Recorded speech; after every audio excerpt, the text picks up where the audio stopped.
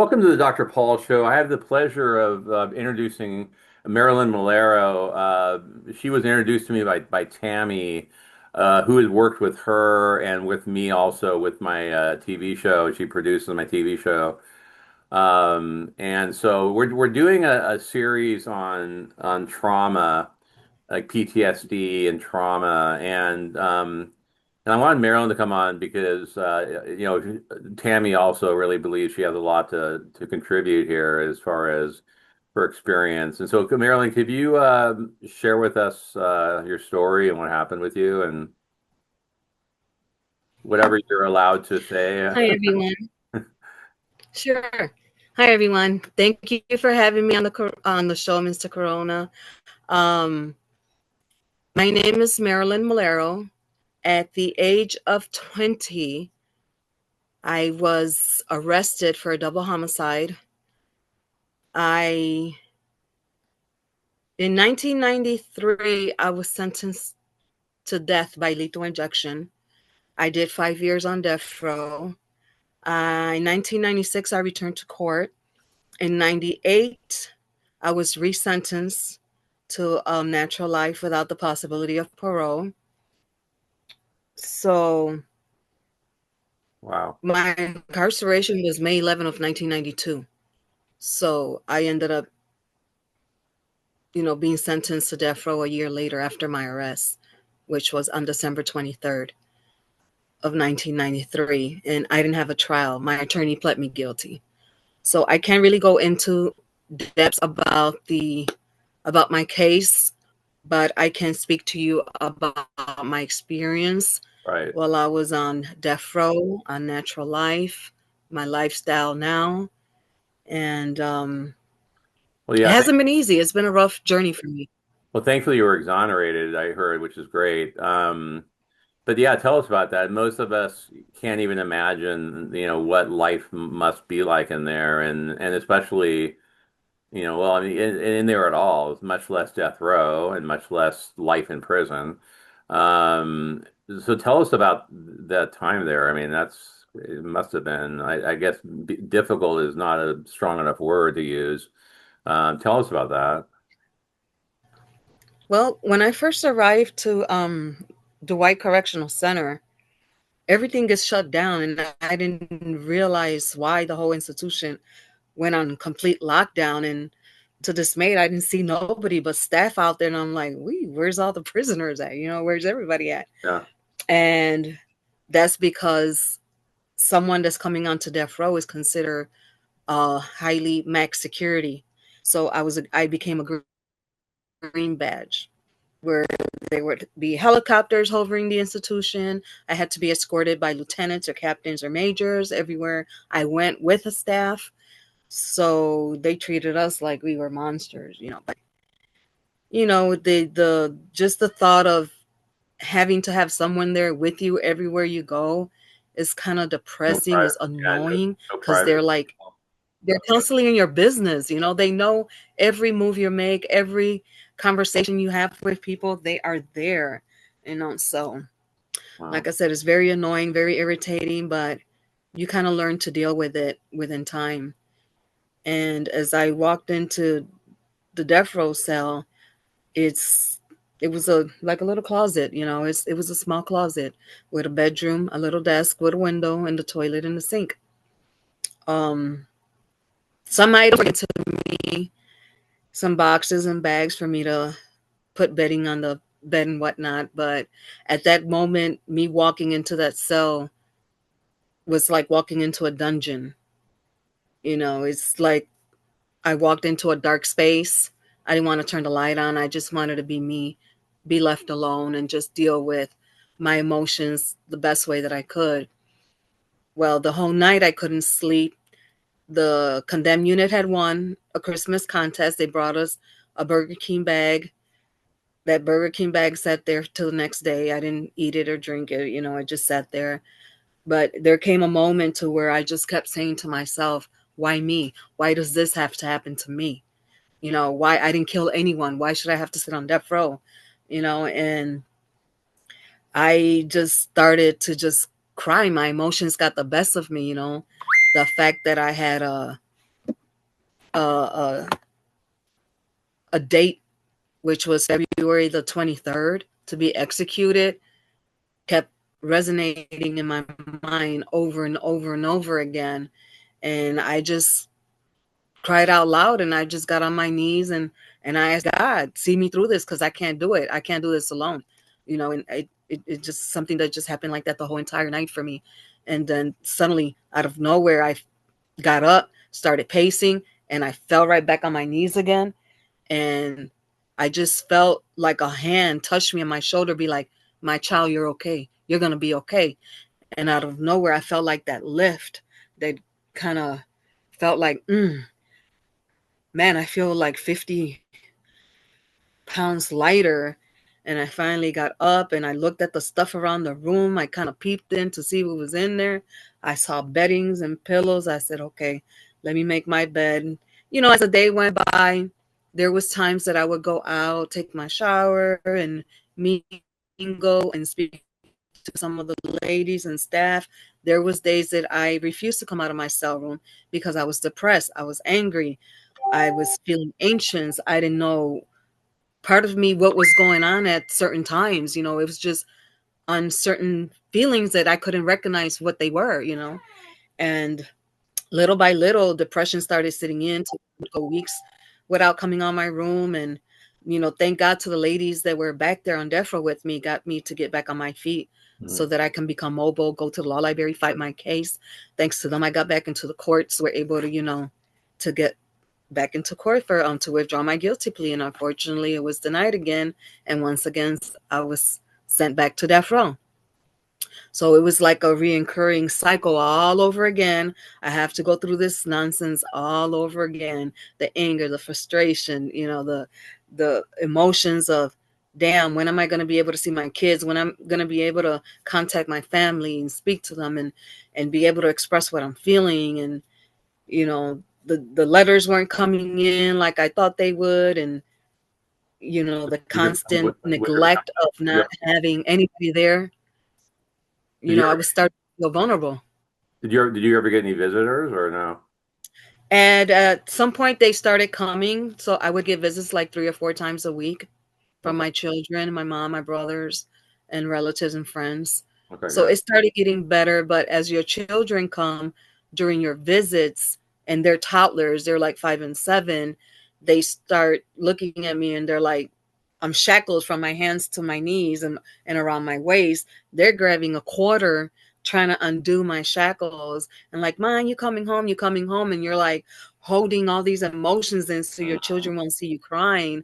It's very hurtful and painful. I just withheld that. And then my mom would tell me that on the ride home, my kids would get sick. And she thought it was maybe because of the weather, whatever, but it happened constantly. Within every visit that they would leave, they would get sick. And she's like, no, something's really happening here. Now there's a problem. She took them to the doctors and they were diagnosed with anxiety, and even with PTSD, because they started tearing things around the house, flipping her furniture, getting angry, just being rebellion, doing different things because they didn't know how to cope with me not being there. Because they were always, you would take us to the park or you would take us to McDonald's, mommy this, and I wasn't there to do that anymore. So, they started acting up and misbehaving. And that's something that I had no control of, being where I was at. So I couldn't do too much about it, but tell my mom, hey, try to do this with them, try to work with them, try to do activities with them, try to take them to the places I used to take them to so they can get accustomed to her doing it, so they won't feel like they were left behind and no one's caring for them, like I did. Yeah. And how long were you in prison for total? I did a total of 28, 5 on death row and 23 on natural life. Yes. So, I mean, when you're in there, I mean, what goes on in there? I mean, obviously, I mean, it's a lot of, like you said, the routine of being constantly followed and monitored and all that. But I mean, there's probably you have a lot of free time that that what do you do with all your time? Just it's gotta be difficult. Well, I ended up working for a major crime for there and some of the wardens at the time at Dwight. And they had me create a program, a pilot program for maintenance, where we would do a lot of maintenance, painting, breaking drywalls, breaking concrete, redoing it over, just fixing the institution up. So that kept my day going. And then on my spare time, I would go do exercise or teach the boot campers how to do the exercise.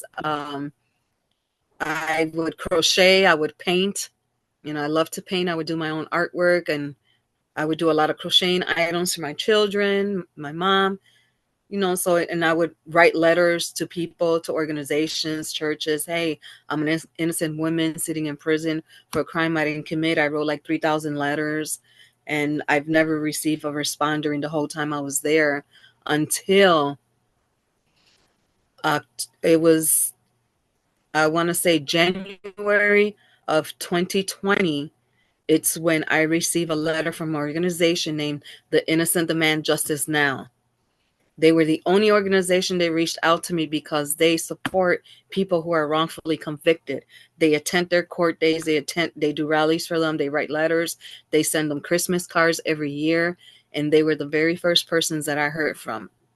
And I reached back out to them and I did them a painting, and ever since we've been connected, they showed up to my clemency hearing.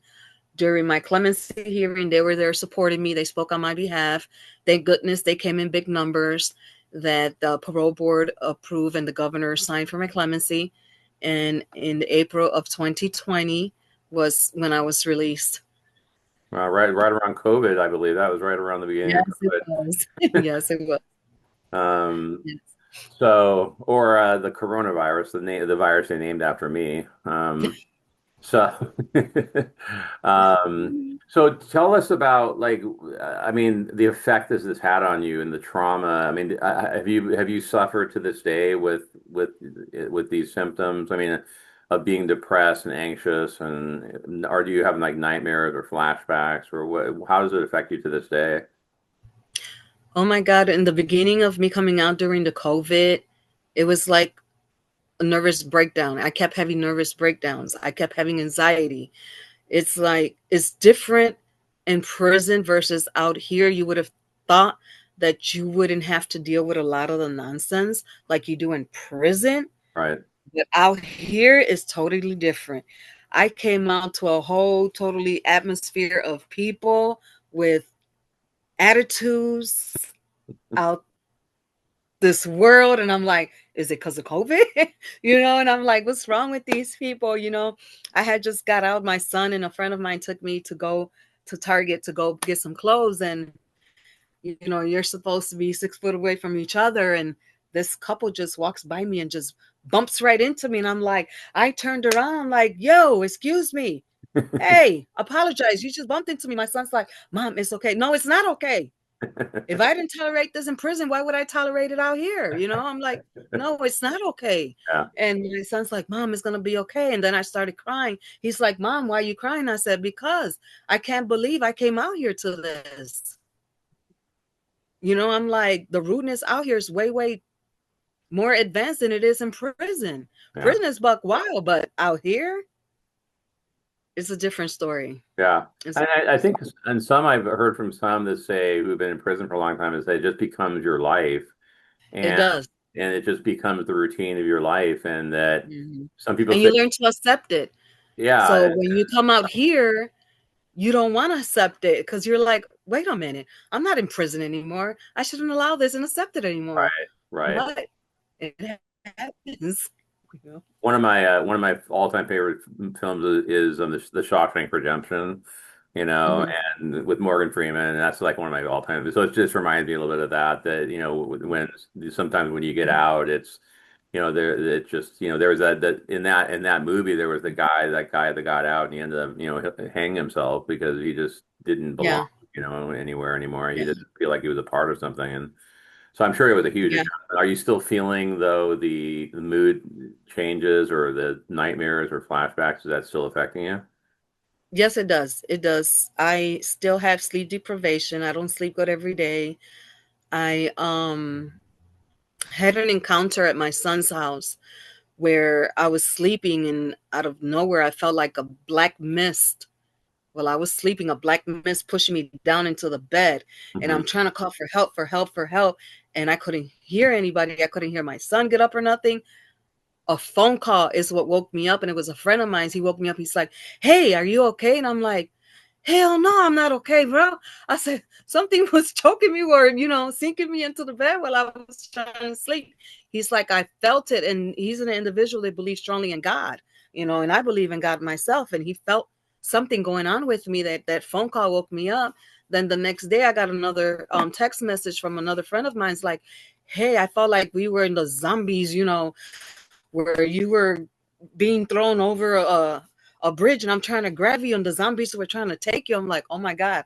I just had an episode in the middle of the night where Yeah. I felt like something was trying to take over my body, but I wouldn't allow it, because when you call out to God, even if the words don't come out, just the thought of you calling out to God, it hears you. Somebody hears you and they grasp it. And, you know, and yeah, I still, to this day, I still go through those, sleepless nights. I still go through my anxiety when I drive. When I go to the stores and people just bump into you, it's like, OMG, like, woosah, take your time. It's going to be okay, but I'm not a violent person. But I tell myself, man, if I have to hit somebody, I'm going to have to hit somebody, because these people are crazy out here, and it's not that, because I don't like to fight, but it's the fact that it makes you want to fight these people because of all the emotions and all the things that you go through. It takes the best of you. You can only take so much, and Right. then it builds up, and that's when you explode. Right. And I'm the type of person, I let it build up, because I don't like going to a psychiatrist. I don't like going to a therapist, because first thing they want to tell you is, do you want to be on medication? No, I do not want to be on medication. No, I do not need no other side effects than what I already have with heartburns, Yeah. and the sleepless nights. I don't need all that, So I get sick sometimes, like when people have certain conversations, something triggers in me, and I'll look at my husband, and he's like, "Baby, you're okay?" And I grab his hand, and he knows something's wrong, and he'd be like, "Okay, want to go take a walk?" And we'll go take a walk. He's like, "Take a breather. Come on, let's go outside, Right. get some air." And he'd be like, "Are you okay? Are you better?" I'm like, I needed that moment. I needed that somebody to walk with me Right. through this, so that I won't blow Well, up and explode in there.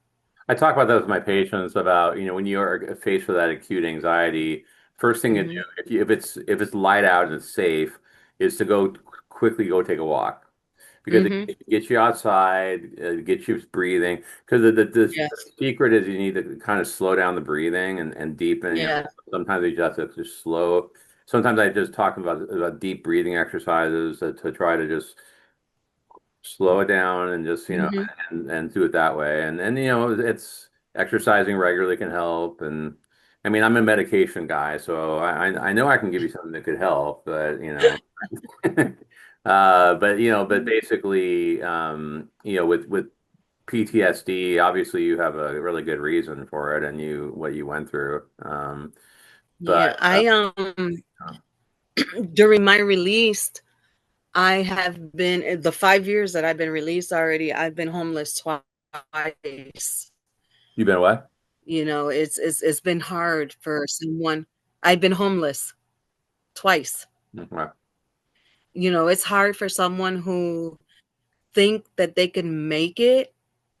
I live with my son, and I'm like, "Oh, okay, good. I got I got this much money saved. I could get my own apartment. I could get my own car. I'm good." Oh my God. Within like 5 months, I couldn't pay my bills. I couldn't pay the rent. I couldn't pay my card note. I lost everything. I ended up, being homeless. So I ended up sleeping in my car, sleeping in the parking lots of Walmart, sleeping in the parking lots of hotels. That's how my day went for like 6 months. And another time was 8 months. And that's because they don't have anything to help people who have been wrongfully convicted. They don't have reentry for people like us. mm, So we don't have that much support to rely on people and people to go to help us, because they won't help us. Even So, that organization they don't do any well, app. the organization that helped me with my release, they didn't have like the financial support to Right, help do that.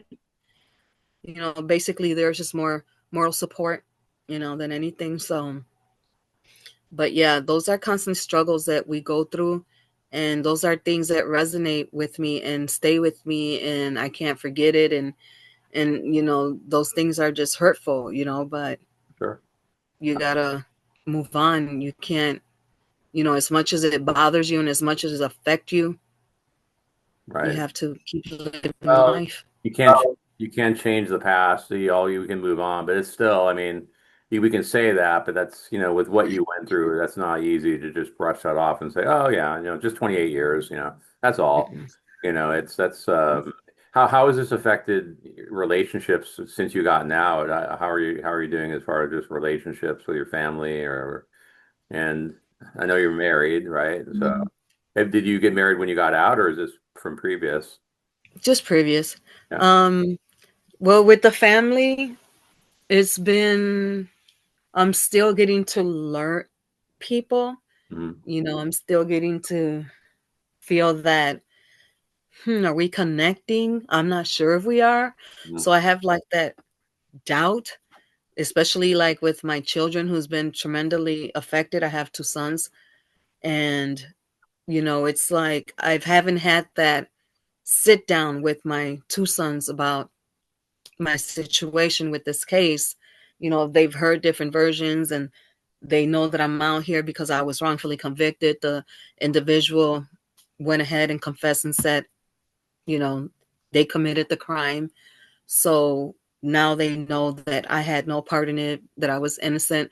But still, that conversation with your children is Mhm. still pending because they need to hear it from you. They need to know, Yeah. hey, my pain was your pain was my pain, and we're still in pain because we haven't spoken about it.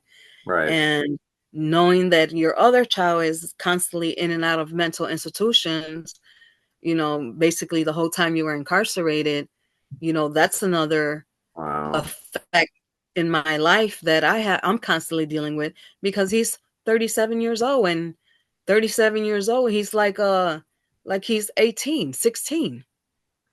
He's not into that grown up stage yet to where he Yeah. can get rid of this, those emotions that he's been going through. So those type of conversations are hard for me to have with them right now. Yeah, just the ripple effect too of what happened to you affecting other people too. It's not even just you it affected, and there's nothing you could have done to prevent it. It's just, yeah. Tell us about the organization you're involved in, and what you're involved with nowadays. So I am an ambassador with the Illinois Prison Project. I am a vice president with the Innocent Demand Justice Now, the same organization that reached out to me for my clemency. Wow. So I became a part of it, and I moved up on the chain of command. Wow. Good. So I am a reentry case manager with Life Impactors. Um, I started my own non-for-profit organization, which is the Wrongful Conviction Trauma Center, which is for people like myself. I do not want to see anybody going through the trauma, the anxiety, the PTSD, the not knowing the what if or what could I have done different to happen to them, for those that are about to be released as well. I want to be able to have a platform that will give people a voice, that will give people sometimes to say, oh, I'm getting a free haircut. Oh, I'm getting a free massage.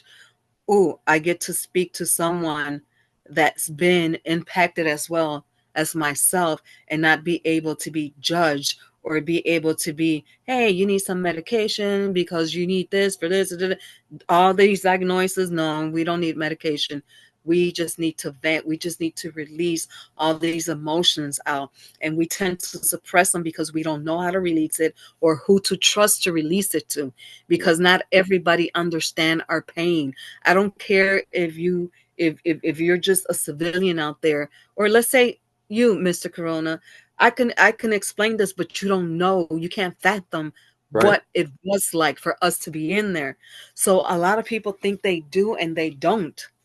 They can't grasp what it is like to have these emotions bottled in for so long, and then when you try to express it, sometimes it comes out wrong, sometimes it, it takes the best of you and you just drop yourself to your knees and just cry and holler and do whatever, or sometimes you lash out because that's the only thing Yeah. you're gone to prison at an early age, so you don't, sometimes you come out still feeling that same age. My fiance even told my husband, he's like, babe, you still sound like you were in your 20s when you came out. I'm like, what? Mm-hmm. He's like, that some of your mentality. And I'm like, oh, I got to get away.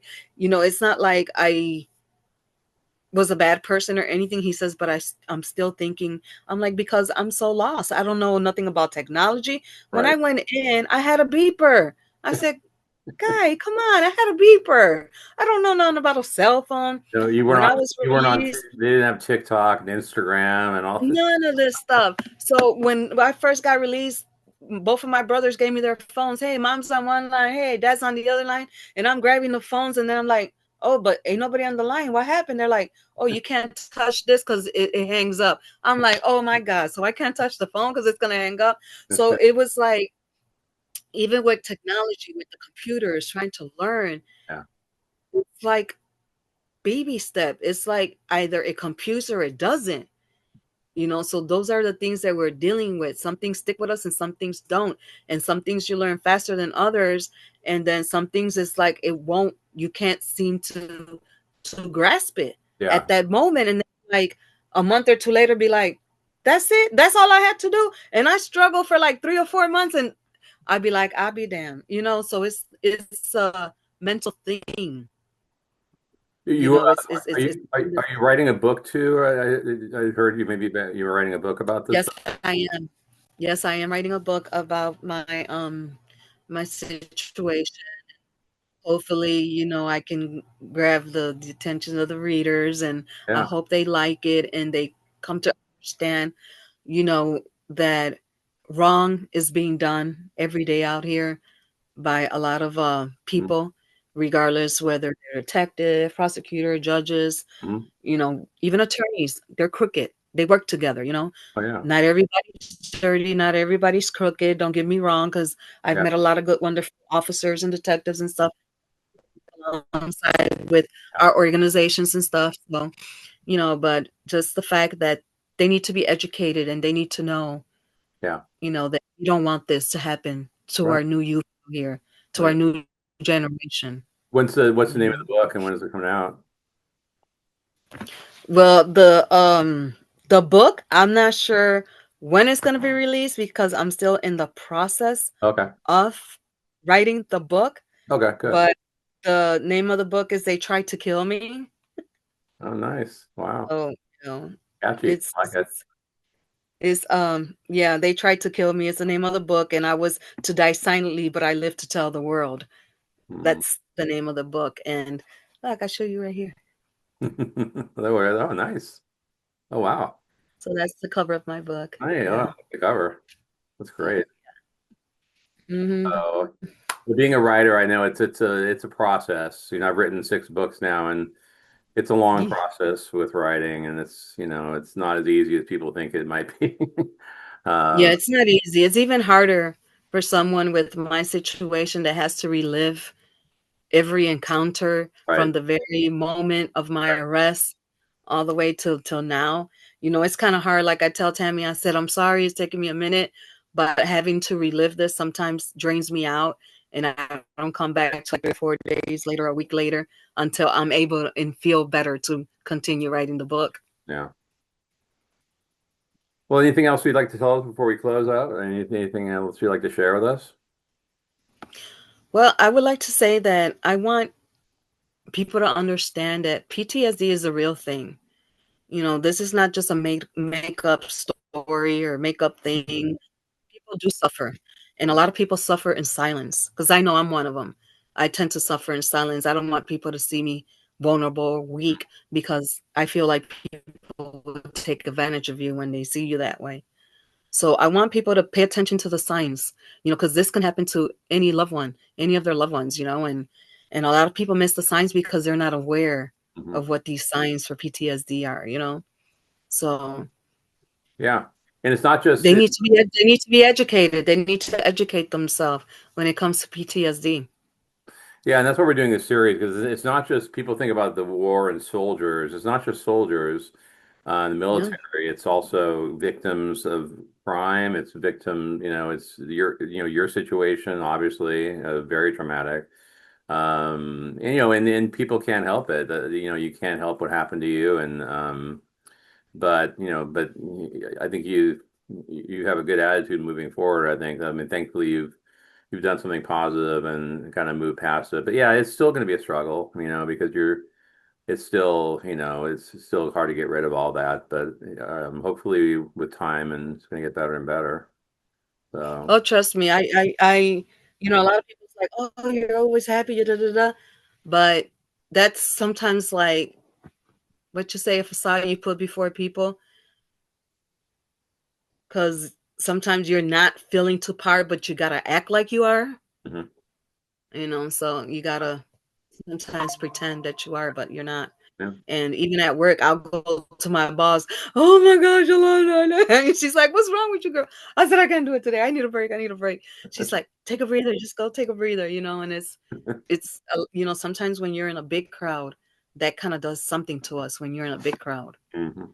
I don't know what it is, but it feels like the world is closing The in on you. it's the confinement and it's the claustrophobia, and it brings back memories of when you were in tight confinement in prison, and yeah, it's just so. And again, it's just sometimes just adjusting to social, and a lot of people who get out have social anxiety and just being around Mhm. people, and so. Yeah. But if you're ever interested, I can help you with this stuff. So, Okay. but I really I'll keep that in but I really appreciate you coming on the show and sharing your mind. story. Yes. Thank you for having me, and I apologize No, that no, we kept prolonging this and prolonging this. no, I mean, it happens. But I really appreciate your help with the show. I'm sure people will get a lot out of this. So thank you for joining us, Marilyn. Awesome. Okay, thank you for Yeah. having me. Okay. You have a good one. You too. Bye.